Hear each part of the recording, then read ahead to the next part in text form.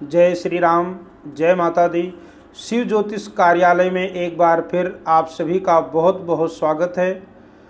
तो आज का जो विषय है ये अहोई अष्टमी को लेकर है।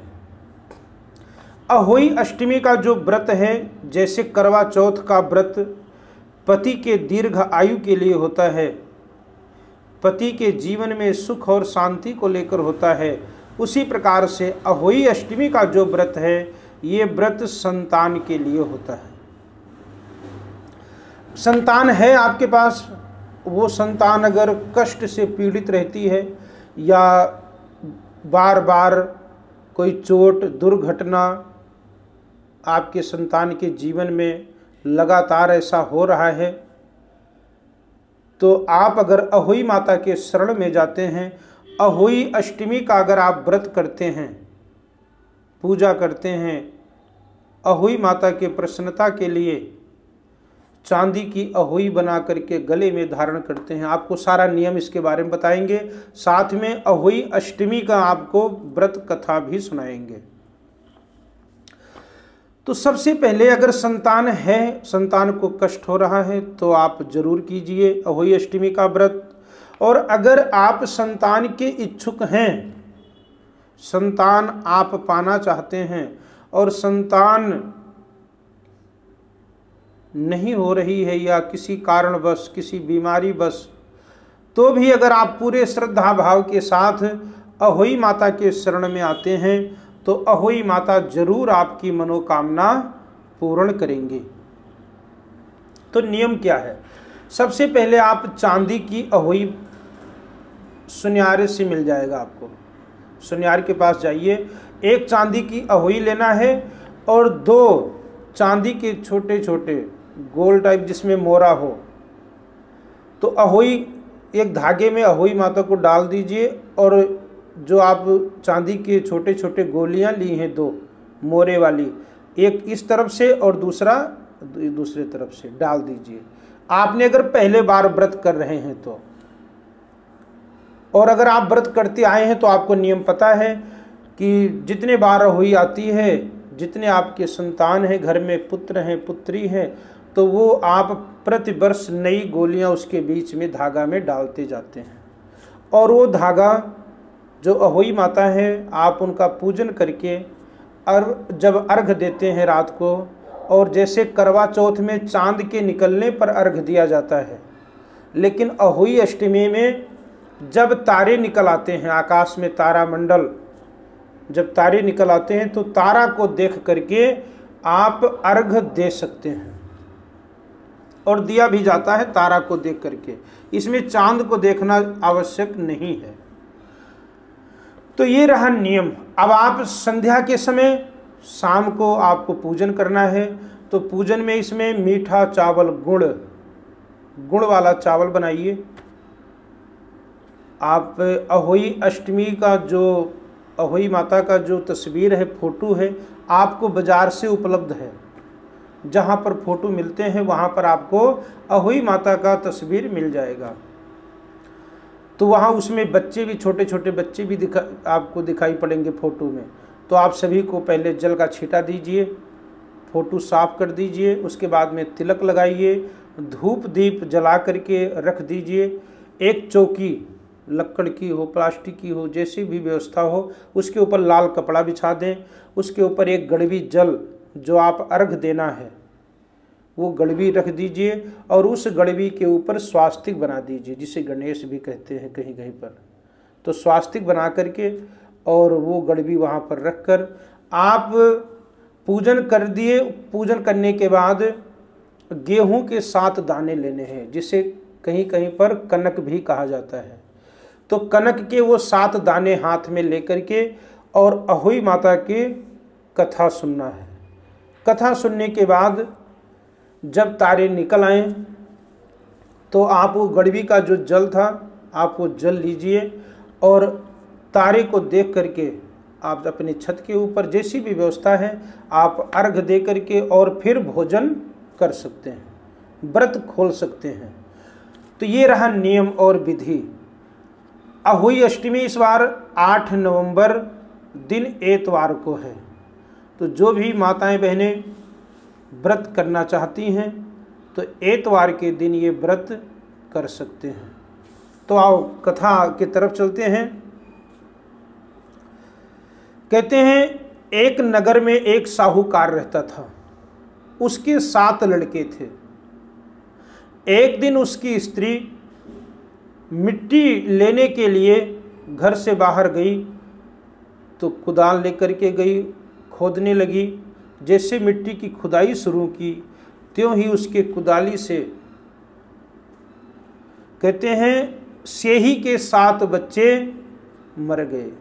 कुदाली लगे, कहते हैं कस्सी लगा, और उस कस्सी के लगने से स्याही के 7 बच्चे, कहते हैं वो जमीन के अंदर वो जानवर रहते हैं, तो उस जानवर के 7 बच्चे थे और उसे अनजान से एक गलती हो गया सेठानी से, उसके 7 बच्चे उस कुदाली के कटने से मर गए। इसके बाद उसने कुदाल को स्याहू के खून से सना देखा तो उसे स्याही के बच्चे मर जाने का बड़ा दुख हुआ। सेठानी बहुत दुखी हुई, लेकिन गलती हो चुका था। वो बेचारी विवश थी क्योंकि ये काम उसने अनजाने में हो गया था। इसके बाद वो बिना मिट्टी लिए ही पश्चाताप करती हुई अपने घर आ गई। और उधर जब स्याही अपनी घुरकाल, कहते हैं जो जमीन के अंदर बनाया हुआ था रहने के लिए, जब स्याही पहुंची अपने बच्चों के पास तो देखा कि उसके 7 बच्चे मरे पड़े हैं। ये देखकर वो माँ विलाप करने लगी और ईश्वर से प्रार्थना की कि जिसने मेरे बच्चे को मारा है उसे भी इसी प्रकार का कष्ट होना चाहिए। तत्पश्चात स्याही के श्राप से सेठानी के 7 लड़के एक ही साल के अंदर समाप्त हो गए, भगवान को प्यारे हो गए। इस प्रकार अपने बच्चों को असमय काल के मुंह में समाये जाने पर सेठ सेठानी इतने दुखी हुए कि उन्होंने किसी तीर्थ पर जाकर अपने प्राण गंवा देना ही उचित समझा कि जब घर में संतान ही नहीं है तो फिर मैं रहकर क्या करूंगी। इसलिए वो सेठ और सेठानी अपना घर द्वार छोड़कर और तीर्थ के तरफ चल दिए मरने के लिए।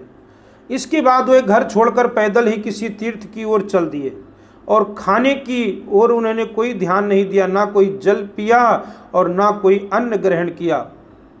शक्ति और साहस भी उनका जाता रहा क्योंकि जब भोजन नहीं किया तो कमजोर होते चले गए। जाते जाते रास्ते में वो मूर्छित होकर गिर पड़े। उनकी ऐसी दशा देखकर भगवान करुणा सागर दीना बंधु दीनानाथ भगवान नारायण ने सोचा कि ये सेठ की तो मृत्यु हो जाएगी क्योंकि ये मरने के लिए जा रहे हैं, तो तीर्थ से पहले ही रास्ते में इनकी मृत्यु हो जाएगी। तो तत्काल ही भगवान विष्णु ने आकाशवाणी किया। कहते हैं जो आकाशवाणी होती है ये देववाणी है। तो भगवान विष्णु ने कहा अपने आकाशवाणी में कि हे सेठ, तेरी सेठानी ने मिट्टी खोदते समय ध्यान ना देकर स्याही के बच्चों को मार दिया। इसके कारण तुम्हें अपने बच्चों का दुख देखना पड़ा है। यदि अब पुनः घर जाकर तुम मन लगाकर गौ माता की सेवा करोगे और अहोई अष्टमी अजक्ता देवी का विधि विधान से अगर आप व्रत आरंभ करोगे तो जो बच्चों की तुम्हारी मृत्यु हुई है वही बच्चे दोबारा तुम्हारे घर में जन्म लेंगे। वो पुत्र के रूप में तुम्हारे घर में आएंगे। तुम्हें पुनः संतान का सुख प्राप्त होगा। इस प्रकार आकाशवाणी सुनकर सेठ सेठानी कुछ आशावंतित हो गए और भगवती देवी का स्मरण करते हुए घर को चल दिए। इसके बाद घर पे पहुंचकर श्रद्धा भक्ति के साथ उन्होंने गौ माता का सेवा प्रारंभ कर दिया और इंतजार करने लगे क्योंकि ये अहोई अष्टमी साल में एक बार आती है। कार्तिक अष्टमी के दिन, कृष्ण पक्ष अष्टमी के दिन ये अहोई अष्टमी आता है तो सेठ और सेठानी इंतजार करने लगे कि कब कार्तिक का महीना आए और कब मैं अहोई अष्टमी का व्रत करूं। तो कहते वो समय भी आ गया और उन्होंने बड़े श्रद्धा भाव के साथ अहोई माता का व्रत किया और सभी जीवों पर दया भाव रखते हुए क्रोध और द्वेष का त्याग कर दिया। इसके फलस्वरूप अहोई माता की कृपा से उनके घर में पुत्र रत्न मिला, उनके घर में पुत्र ने जन्म लिया। इस प्रकार से कहते 7 पुत्र सेठ के घर में जन्म लिए और अगणित पौत्रों सहित संसार में नाना प्रकार के सुख को उन्होंने भोगा।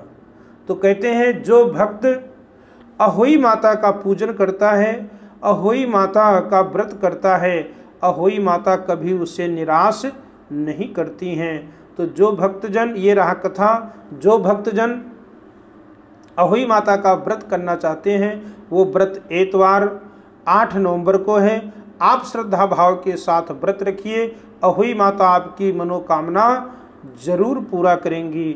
जय श्री राम, जय माता दी।